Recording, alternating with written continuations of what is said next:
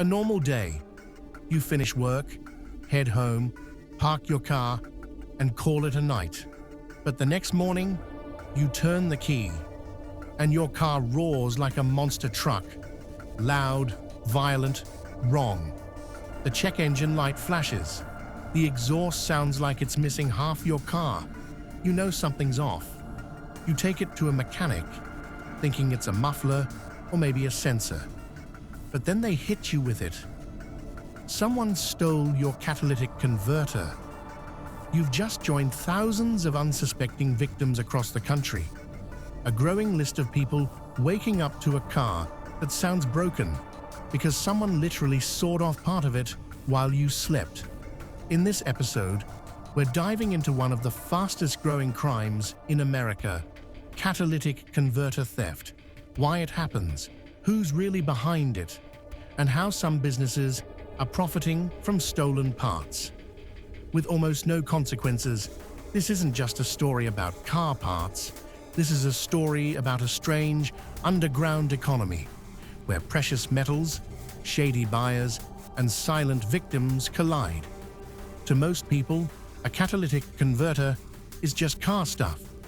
But to thieves, it's a jackpot of rare metals, platinum, palladium, rhodium, some worth more than gold, all packed inside one small part under your car. Easy to reach, easy to cut, easy to flip for quick cash. It takes less than 60 seconds to steal, no alarms, no tracking, and for a few $100, worth the risk.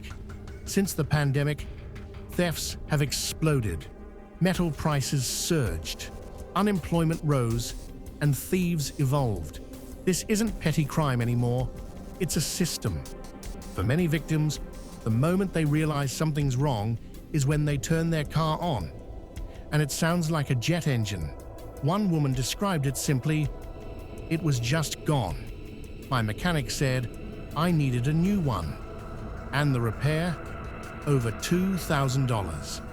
Another said she still had to get to work, but had no way to get there. Insurance barely covered it, she added, frustrated and stranded.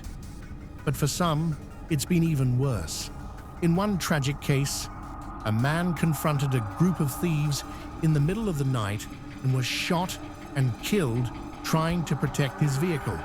What started as petty theft has evolved into something far more dangerous, an organized crime wave that leaves victims not just broke, but sometimes broken. So where do they go after the cut? Right into a shady supply chain. Black market recyclers, scrapyards, middlemen who know better but don't care. Some even advertise, "We buy catalytic converters, top dollar today." They don't ask for proof. They don't check IDs because the money's too good to stop. Here's where it gets weird. Many of these buyers, they're actual registered businesses, warehouses, paychecks, receipts, legit on paper, but built on stolen parts. It's not a side hustle, it's a shadow economy. Let's talk numbers. Rhodium, over $10,000 an ounce. Platinum, around $900. Palladium, about $1,300. And it's all packed in your converter. One Prius converter can sell for $1,000. Lexus, even more. Thieves often hit fleet vehicles, trucks, SUVs, and hybrids. Why? Bigger converters, more metal. This isn't just quick cash, it's chemistry-based robbery. They're not stealing parts, they're stealing metal. And thanks to poor regulation, it works. Police departments across the country are cracking down. Some states now require IDs from sellers. Others demand paper trails and ban cash transactions. But enforcement is inconsistent. Converters don't have serial numbers. They're almost impossible to trace.